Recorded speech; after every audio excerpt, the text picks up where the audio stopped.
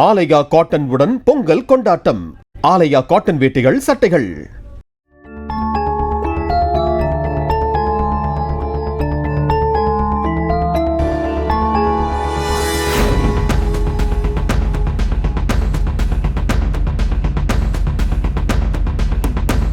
பெங்களூரு அருகே களிபெல்லி கிராமத்தில் புதையல் கிடைக்கும் என்ற ஆசையில் புலம்பெயர் தொழிலாளியின் 1 வயது ஆண் குழந்தையை சட்டவிரோதமாக தத்தெடுத்து நரபலி கொடுக்க முயன்ற தம்பதியை போலீசார் கைது செய்தனர்.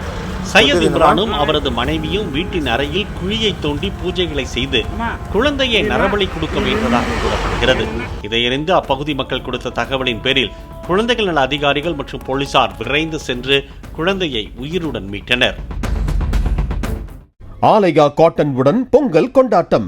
ஆலயா காட்டன் வேட்டிகள், சட்டைகள். பிளே ஸ்டோர் மற்றும் ஆப் ஸ்டோரில் இருந்து பாலிமர் செயலியை QR கோடு மூலம் பதிவிறக்கம் செய்யுங்கள்.